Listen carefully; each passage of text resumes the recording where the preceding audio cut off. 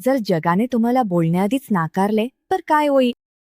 जर वेदना हाच तुमचा एकमेव सोबती झाला आणि जगणेच एकमेव ध्येय राहिले तर तुम्ही तुटून पडाल का की उभे राहाल? ही फक्त एक गोष्ट नाही, ही आहे अशक्य वाटणाऱ्या ताकदीची एक यात्रा. एक स्त्री जिने काहीच नव्हते पण हजारोंसाठी सर्व काही झाली. ही आहे सिंधुताई सपकाळ यांची कथा. 14 नोव्हेंबर 1948 रोजी महाराष्ट्रातील वर्ध्याच्या एका गरीब गावात तिचा जन्म झाला. तिचं स्वागत झाले नाही. ती नकोशी होती. तिला चिंदी म्हणत, म्हणजे फाटका कापडाचा तुकडा. हे नाव तिला जगाने कसे पाहिले तेच दर्शवत होते. किंमत नसलेली, टाकून दिलेली. पण गरिबीतही तिच्या आत एक स्वप्न जिवंत होतं. शिकण्याचं, उंचावण्याचं स्वप्न. पण नशिबाचे वेगळेच खेळ होते. फक्त 12 वर्षांची असताना तिचं लग्न तिच्यापेक्षा खूप मोठ्या वयाच्या माणसाशी लावलं गेलं. बालपण सुरू होण्याआधीच समकं. लग्नाने सुख दिला नाही, फक्त दुःख दिलं. पण या वेदनेतही तिचा आत्मा कधीच चुकला नाही.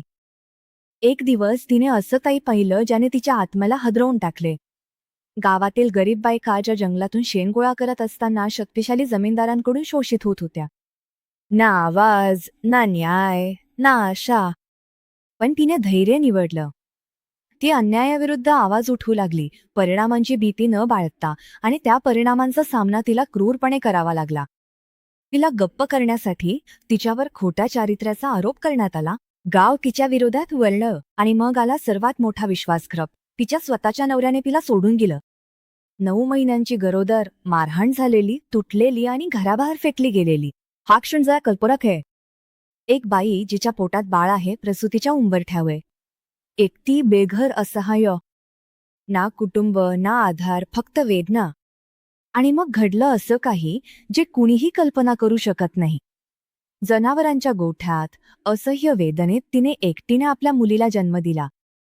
ना डॉक्टर, ना औषध, फक्त आईची ताकद. आणि जेव्हा मदतीला कोणीच नव्हतं तेव्हा तिने एक धारदार दगड उचलला आणि स्वतःच माळ कापली. असह्य वेदनेचा क्षण, पण थांबवता न येणाऱ्या धैर्याचं प्रतीक. पण एवढं सगळं झाल्यावरही तिच्या आईवडिलांनी तिला स्वीकारायला नकार दिला. आता तिच्याकडे काहीच नव्हतं, फक्त हातात नवजात बाळ आणि न संपणारी जिद्द. जगण्यासाठी तिने रस्त्यांनाच आपलं घर केलं. रेल्वे प्लॅटफॉर्म तिचं निवासस्थान बनलं आणि भीक मागणं हाच जगण्याचा एकमेव मार्ग झाला. कसेबसे दिवस गेले, पण रात्री मात्र भीतीदायक होत्या. भीती तिच्या मागे सतत लागून आहे. लोकांची भीती, धोका, सगळं गमावण्याची भीती. म्हणून तिने एक धक्कादायक निर्णय घेतला. ती स्मशानभूमीत राहू लागली. मृतांच्या मध्ये तिला अखेर जिवंतांपेक्षा जास्त सुरक्षित वाटू लागल्या. लोकांनी तिला माणूस म्हणून पाहणं थांबवलं. ते तिला भूत म्हणू लागले. पण त्यांना कुठे माहीत होतं की हेच भूत एक दिवस हजारोंसाठी देवदूत ठरेल. सर्वात खोल अंधारातून एक प्रकाश उगवला. हार मानण्याऐवजी तिने देण्याचा मार्ग निवडला. तिने स्वतःच्या वेदनेला करुणेत रूपांतरित केलं आणि अनाथ मुलांना दत्तक घेण्यास सुरुवात केली. ती स्वतःसाठी नव्हे तर ज्यांना कोणीच नाही त्यांना खाऊ घालण्यासाठी भीक मागू लागली. एक मूल, मग दुसरं, मग शेकडो मुलं.